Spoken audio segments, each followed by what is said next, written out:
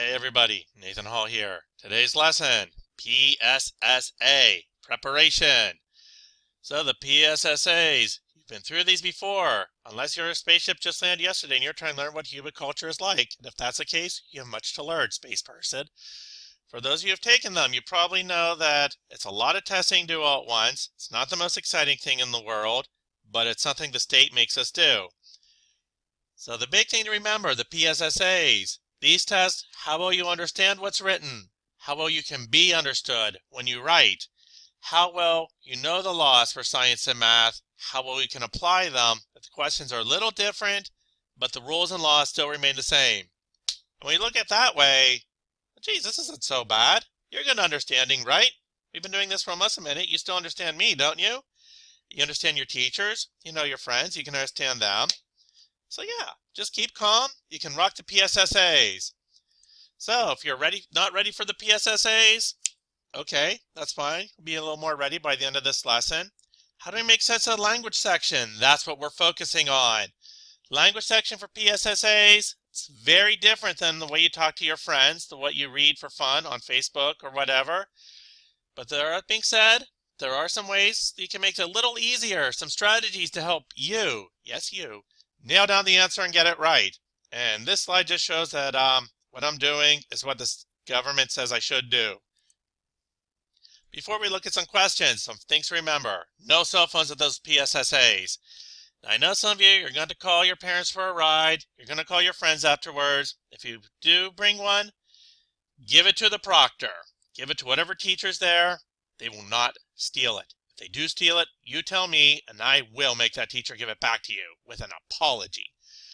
Second one, you cannot leave the test site unless it's an emergency. If the place catches fire, fire drill procedure time. I've never seen that happen in years of doing it. Probably won't be. Tell the proctor if anything goes wrong. Hey, wait a minute. This test doesn't have my name on it. Wait, their page is missing.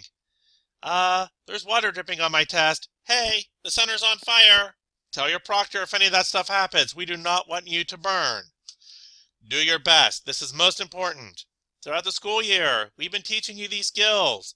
You can do these. You've proven you can do these. It's all within you. Deep breath.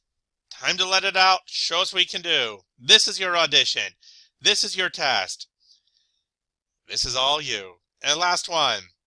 Least important one too. If you have a number 2 pencil, bring it. If you like to chew pencils, like I do, bring the best tasting one. We will give you pencils, but most of them won't taste that good. I probably haven't chewed on them either. Let's get started. Here's the kind of question you're going to see. This is the part where I'm going to let you on your first strategy make all of these easier. So one thing I like to do with these multiple choice questions, I read the question, I read the answers, then I read the question. Kind of like when I eat cereal. I eat the marshmallows, then I eat the cereals. I get my Lucky Charms. No question about that. So we're going to start by reading the answers. So I had to figure out what this letter is mainly going to be about. Okay, it's going to be about rules for getting $10. I want $10. Filling out a product survey, saying what I think about something. Surveying future voters. Okay, that's a nice word to look at. And informing about a new product. So some things to look for. We're going to look for $10. We're going to look for product survey. We're going to look for surveying, the verb, asking you questions. Have you ever been surveyed before? Or informing about a new product. Let's read. Dear consumer, thank you for taking part in this survey. By giving us information about this product, you are helping us develop better products. Only a few people are participating. We want your honest opinions about this product and its packaging. We think you will find the survey easy to fill out. We will send you $10 as a thank you for your answers once we get them. All right, good.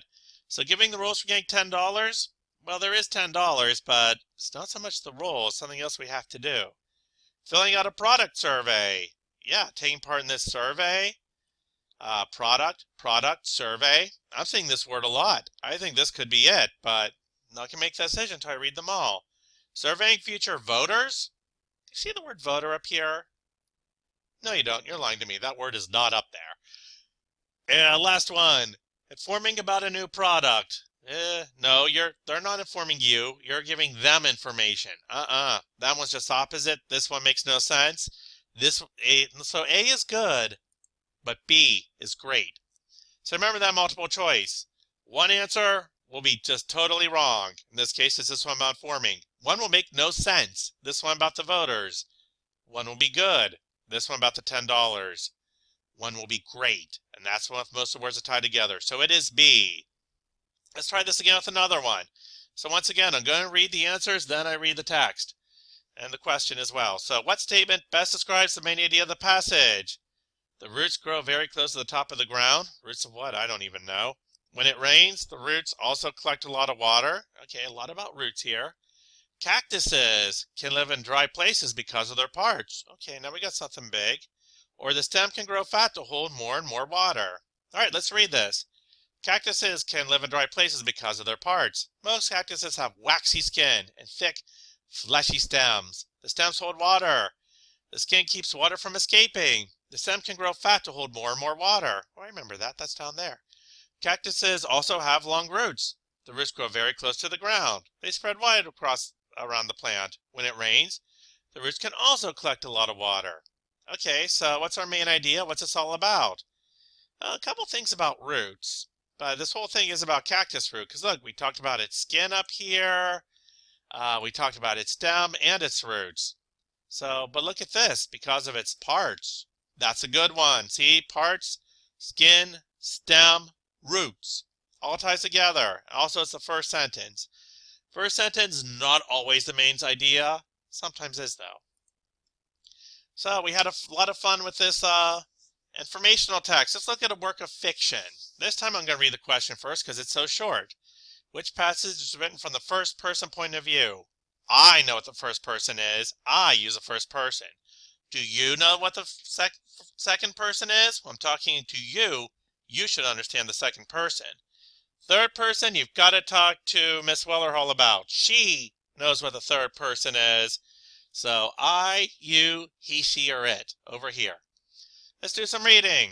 A different kind of creak came from further away, and he twitched again, jerking so the blanket rubbed against his chin. You're just jumpy, he said to himself. You're remembering this afternoon. But really there isn't much to remember. I don't see any I's or me's in this, did you? Now that ain't first person. That is not first person. You can't tell me that is. You can't tell me ain't a word, and I'll get a dictionary and say, yeah it is. So, B, he shook his head. He knew the voice sounded shrill, but he couldn't help it. He didn't think the farm was suffering. It was so beautiful. It made his throat ache. He never appreciated the farm until now, and he saw his father in a new light. So he. Geez, third person. C, they called kindergarten kindi in Australia. Jack thought it's clever that they're always cutting off words and adding E to them, like noodies for noodles and brekkie for breakfast. I don't think it's clever. I think it's lazy. Oh, I think so? I'm the first person, let me tell you. Rest of you are second persons, and everyone else, he or she, they could all be third persons for all I care. So D. She glanced at the forbidding shore. She could see nothing about it to put such a twinkle of anticipation in anyone's eyes. Could it be some charm that's not visible from out here in the harbor? She spoke on sudden impulse. No eyes or me's here. No eyes or me's here. So none of these are second person. Few of them are third person. Only one says I. I don't think it's clever. I think it's lazy. So one more work of fiction. This time, long piece of text. I'm going right to reading the answers again. Who is telling the witching hour? It's either going to be Sophie, a narrator, a giant, or the Goochies. Goochies, huh? Okay. Well, I'll take a look at those names, try to figure out what it is. Sophie couldn't sleep. A brilliant moonbeam was slanting through a gap in the curtains. It was shining right onto her pillow. The other children in the dormitory had been asleep for hours. Sophie closed her eyes and laid still. She tried very hard to doze off. All right, let's look at our answers again. This can't be Sophie, because Sophie would say, like, I'm in a dormitory. I can't sleep. There's a darn moonbeam going right in my eyes. Not you, Sophie. But I don't know what the giant or the Gucci's are yet, so I'm going to keep reading. The house is absolutely silent. No voices came from upstairs. No footsteps on the floor above either. The windows behind the curtain was wide open, but no one was walking on the pavement outside. No cars went by on the street. Not the tiniest sound could be heard anywhere. Sophie had never known such a silence. Perhaps, she told herself, this is what they called the witching hour. The witching hour, someone had once whispered to her, was a special moment in the middle of the night when every child and every grown-up was in a deep, deep sleep, and all the dark things came from hiding and had the world to themselves. Sophie looked across the street and saw a giant person. What? The giant had stopped now in front of the Gucci's house. Well, now we finally see the giant. Jeez, giant, you didn't show up till the last paragraph. What kind of giant are you? He's clearly not narrating. It's not like the giant sees it. He's not telling the story. And the Gucci's, are they telling a story? All we know about the Gucci's is they own a house. So who's telling the story? It's got to be the narrator, someone who kind of knows just about everything that's going on, not telling us too much more. So, with that, I think we're just about good to go. So remember, when you're doing these reading questions, read the answers, read the question, then read the text. That way, you'll know what's going on. And a few more things. Before you go, eat a good breakfast. Get yourself some protein in there. Drink some milk. Eat some eggs. Bring a lunch. This might take all day. Get some sleep. Go for a good 6 to 8 hours. I don't care if you're about to beat that level in Call of Duty. It can wait a day. Honest, it can. Maintain a positive attitude. Remember I said at the beginning of this? You've proven you can do this many times in many different ways. Little different format, but you know what? Stay true to understanding ideas. Stay true to expressing ideas. The written portion will be easy. Science and math, remember the rules. They stay the same even when the question changes.